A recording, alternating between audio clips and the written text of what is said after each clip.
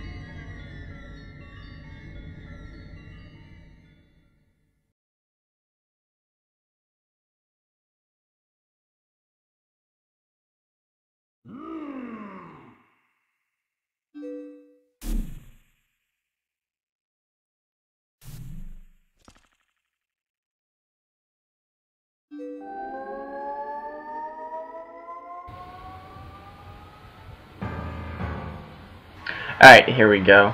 One of the things I found interesting that he says merging shadow and light will make darkness. That's gonna make less darkness, but whatever. Zant's boss fight is kind of interesting. What he does is he will fly around pretty much to every dungeon that we've been in during the game. So here we are in the Forest Temple, and his strategy is pretty basic. He will float around and fire his magic missiles at you. Just use your Gale Boomerang on him. That will bring him down. He'll fall into the purple mist, which will hurt him, so he'll bounce over to land where you can slash at him with your sword. Pretty much what you're going to be doing is, in most cases, you'll be using the item that you got in that dungeon or area, so you can kind of figure out what you need to do, but that's not always the case. For instance, in this one, you will not be using the arrow I equipped it, because I haven't played this game since 2006, so I was not quite sure. I did not remember what I had to do. But you'll see here shortly. You do want to have your iron boots on, as this is the platform that we fought fought the giant Goron on Dangoro, or whatever his name was, earlier in the Goron mines. And if you don't have him on, then you can fall off the platform. But what you need to do is you need to block his missiles, and that will make him get weak. He'll like start panting because he's tired out, and that's when you need to quickly take off your boots, run at him, and slash at him. So now that we have that figured out, this will be a lot easier. Guy likes to bounce around a lot. He's trying to knock you down. Guess he's got a lot of weight to him to be able to shake it like this. He's going a slim fast diet. Alright, so he's done that. Now he's all tired again. So now you can run at him and slash at him. And each time and each stage, he'll generally take 2 rounds of slashing to make him move on to the next area. So it's not all that hard. Honestly, Zant is one of the easier, I don't want to say one of the easier boss fights in the game, but he's not hard by any means. As long as you have at least half your hearts when you go in there, then you should be fine. Alright, so 2 slashes, and then he's going to move on again. And now you're in the Lakebed Temple. This is where we fought Morpheal at earlier in the game. You do need to put your Zora suit on, unless you plan on beating him really quickly, which I don't know if I could beat him that quickly. And we got the claw shot in the Lakebed Temple, so we'll be using the claw shot to get him. But pretty much just block his attacks, again, same attack as always that he does. And then you can grab him with the claw shot and then just slash at him. I wonder how it feels to get grabbed by those things. They don't seem pleasant.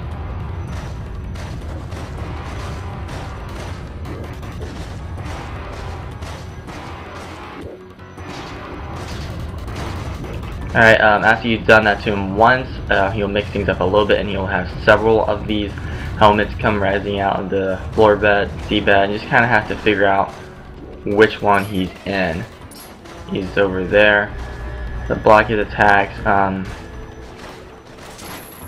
thought that would be close enough, but it wasn't, so I'm just going to have to wait again. He'll just move to another one. This time I'll get him, so don't worry about that. And then your second series of slashes, bam, and he will go away.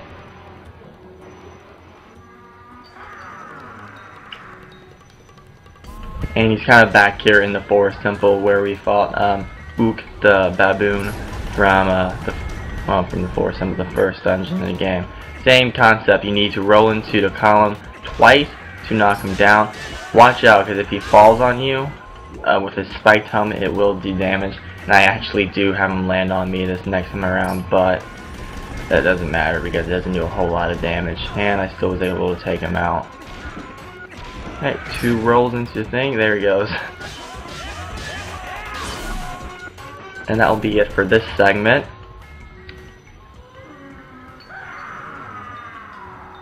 And this is probably, I guess, the trickiest because he decides to mix things up quite a bit. You're pretty much needing to use the ball and chain, and you got that in this temple. But he's increased himself to be gigantic, and he's gonna try and fall on you. What you need to do is just target onto his feet, and use the ball and chain on it. That will make him bounce around and shrink down really small, and then you can just smack him. You gotta kind of slippery because you're standing on ice, so you just kind of have to chase after him, but it's not hard at all. So I remember the first time I did this, I think I had trouble with this part like years ago, but not so much anymore. Oh, he almost got me, but got him in the end. So just chase after. There we go.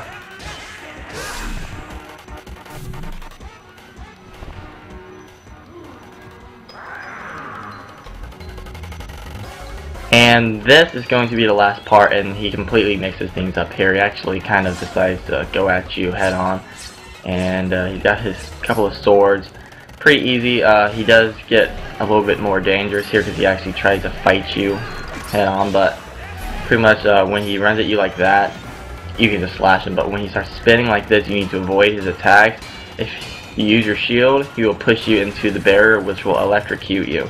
So you can't do that. You just pretty much need to run and avoid him.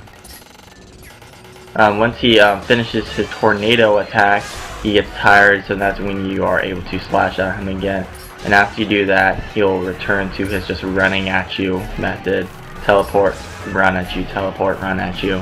And then he will always return to his tornado form. He kind of does it randomly, so you just really need to pay attention. He likes to hit me. I get hit. I'm gonna admit I get hit a good deal with that tornado attack, but I don't come anywhere close to dying because, again, it's not that hard. Ooh, he almost got me. He's coming.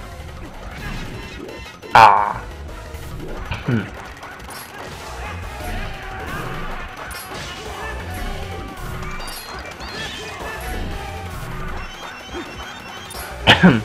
Yeah, if you haven't noticed, we are here outside of Hyrule Castle, kind of on the perimeter. This is kind of a hint on where we're going next, which will be inside of Hyrule Castle. It's still in that prism that Ganondorf set up earlier, so we cannot get into it quite yet, but we will momentarily. You'll see that in the next video when I go to complete the Hyrule Castle. I don't want to call it a dungeon because it's not really a dungeon, but sorta. Yeah, that's gonna be the end of him. Pretty easy boss fight, as I said.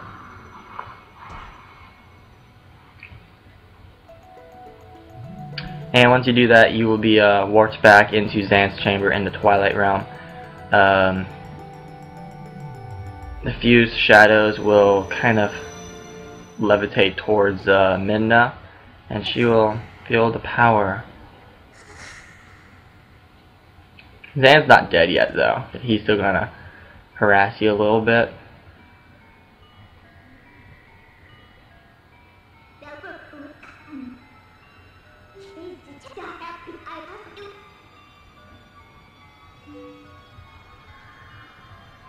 I think this part is great. This is amazing right here.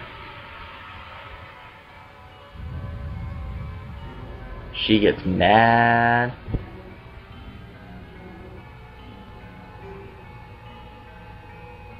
And here we finally find out that Ganon's behind everything. Up until now, nobody really knew that, but now we do. And this guy's gross looking, so she's gonna finish him off. That looks painful. That is something I've never seen in a Zelda game before. And then he just pops. That was intense. And she's like, oh no, what did I just do? She's gonna go home and take a shower. She feels so dirty.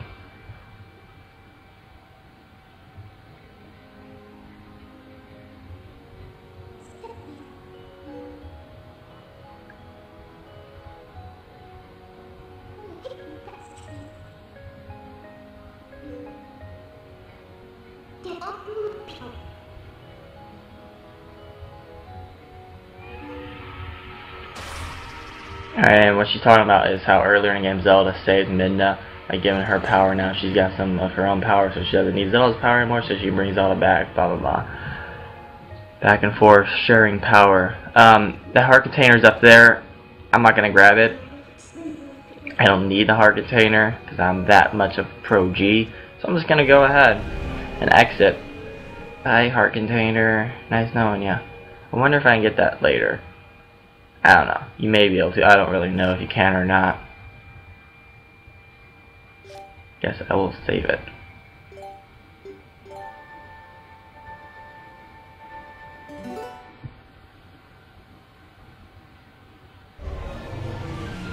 And from here, we're just going to exit Twilight Realm. The next video will be taking us into Hyrule Castle, so stay tuned for that as I wrap up Legend of Zelda Twilight Princess. Don't forget to subscribe, like, and comment. Thank you, everybody.